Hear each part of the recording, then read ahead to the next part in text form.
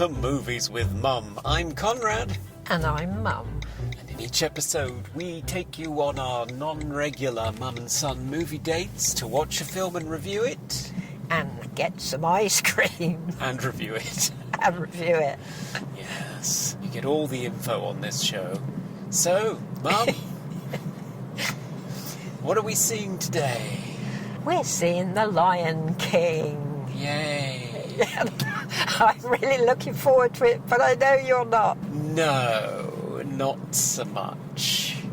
Oh. But I'm open to the idea of it not being terrible. Well, that's a start, isn't it? That's a start. I have a slight problem in that I don't like musicals or talking animals.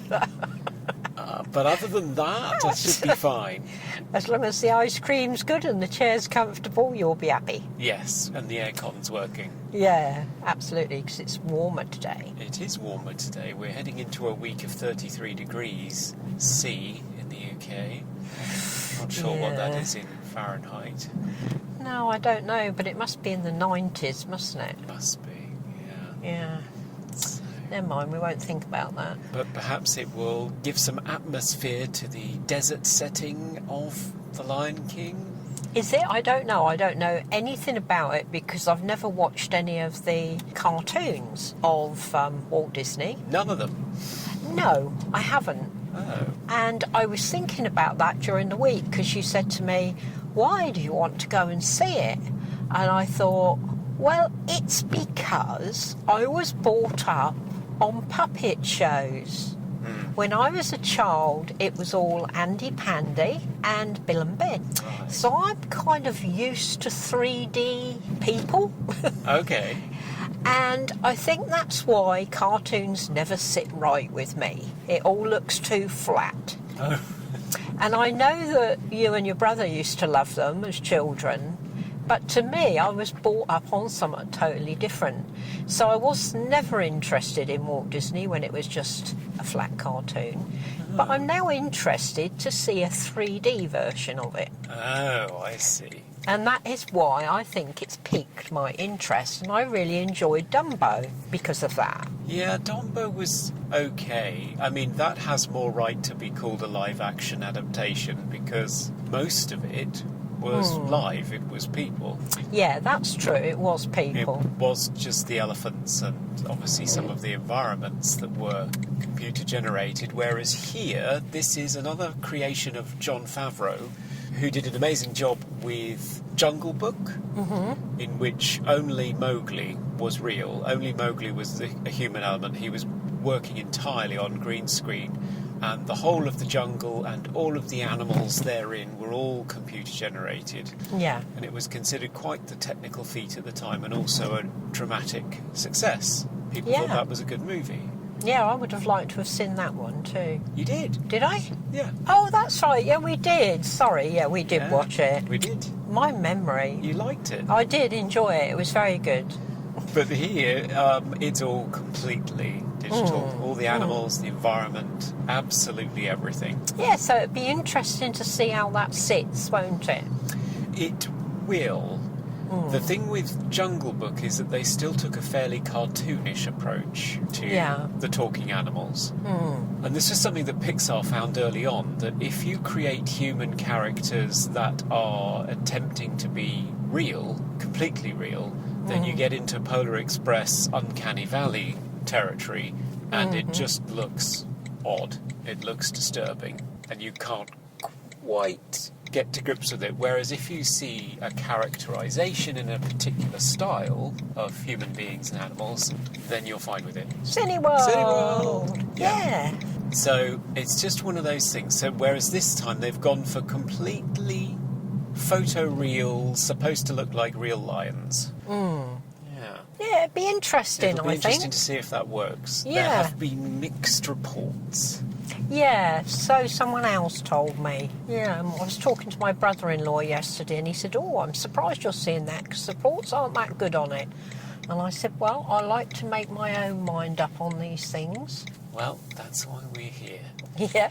Why has somebody parked a caravan On the road leading into the Cineworld car park, not even in a car parking space? So can we get one? I think there's one there. Look. Let's go to that one. Oh, it's very. Perhaps they're on holiday but wanted to go to the cinema. Well, yeah. And had to bring their caravan. But you could still park legally, couldn't you? That would be nice. Will there be a Lion King ice cream? What would that be? Bits of Paws? Bits of lion, no.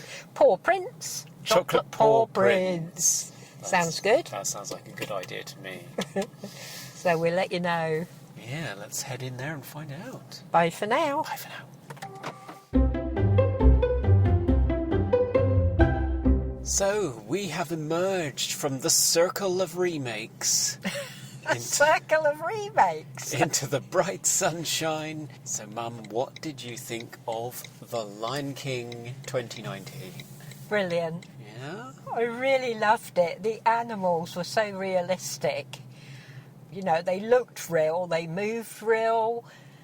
I just loved all the expressions on their faces and everything. It was so good. And it's such a nice story too, isn't it? You think? Yeah, it's a story of bad uncle wanting to be king and getting rid of the baby and making him feel guilty and him going off and coming back and finding his place. Oh, I thought it was good. I don't expect you liked it. But... No. Well, I never liked The Lion King as an animation, so it's not as though I'm beholden to an original and how dare they remake it and ruin my childhood, because I never particularly liked it in the first place, no? No, it just seems to be a huge amount of male pride and not much else really in terms of storyline. It's not very complicated, is it? Well, I don't know. I think it is complicated in some way, but I mean, it's a good story of belonging and knowing that you belong somewhere and family and keeping the environment right that you're living in and making sure everything's okay and not just yourself. I thought, you know, it had a good message for the children. Possibly, yeah. It's not very convincing to me. To me, it seems like a couple of very basic ideas stitched together with a bunch of songs, and I've never found it particularly moving. Oh, I found it interesting. Extremely moving, and it's quite violent in places too. But all Disney things are, aren't they? Oh yeah, Disney's always had a touch of darkness to it. I don't think it was any more violent than the original. It just has a greater impact because rather than stylized 2D animation, it's 3D.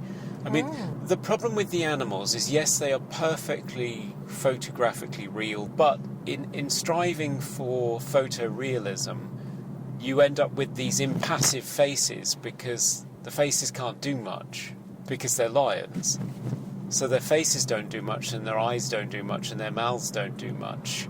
So you have these impassioned voiceovers from the likes of Beyonce and Donald Glover, but the faces are just lions. I don't think it works. Didn't you? Oh, I thought it did work. No. Because I've been watching a series, as you know, on the television called Serengeti, and that is following some lionesses and some cubs, and they do have facial expression. They lift their cheeks up to snarl and play with each other, and you can see in their eyes they're watching each other. So animals do have expressions. Not much, though. Well, obviously not. I mean, they're not as... their faces haven't got as many muscles as us. If you're going to anthropomorphise them to tell a story, which is what Disney does, if you make them photoreal and then stick with the strictures of what a photoreal animal is capable of doing, then you're not anthropomorphising it, so it can't convey anything. So what you're saying is, if they'd had real lions doing that, you would have been more impressed? No. Not at all. That's exactly what I'm not saying. I'm saying by trying to make it real, they lost the artistic license to anthropomorphise them, turn them into human beings and make them express things. So they were just inexpressive animals with Beyonce's voice coming out of them. Right, okay. I think the more real you make it, the less artistic license you have to have... If you're going to have talking animals, it's not real, let's face it. Oh, no, it could never be real, It's not real. So... No. You need to stylize it in some way. But is that the point of it? That it is fantasy, it's not real, it's something to escape into. Exactly, so you stylize it. I don't know, it worked totally for me. I really enjoyed it. I felt all the emotions you were supposed to feel, and like a lot of the children in there, I suppose. I suppose I'm just a big kid. I don't know, but it worked for me. I'm a big kid too. I'm a sucker for things. You're going to have to agree to disagree on this one, which I knew we would have to. Yeah. So, what would you give it then? 5. 5? I mean, it's technically dazzling, but I mean, it's all been done better before, and even then I didn't like it, so... Okay. Well, I'm going to give it an 8, because I really enjoyed it. I thought it was fantastic. Oof. I really loved it. Right. And what about the ice cream? Ice cream! Well, the ice cream was good. I had the waffle crunch, which was sort of chocolatey and tasty with these caramelly, waffly bits inside, and that was gorgeous. What did you have? What did you give it? You didn't give it anything. Oh, it's a good solid 7, I would say. A 7. Oh, well, I have one of my favourites, American birthday cake, which is vanilla with blue icing, jam and cake. I love it, and I'm going to give that a 9. Ooh. Well, it's a good day for me at the cinema. Oh, well, that's good. You're safely returned home. Back to salad, because it's too hot. See you next time. Bye for now.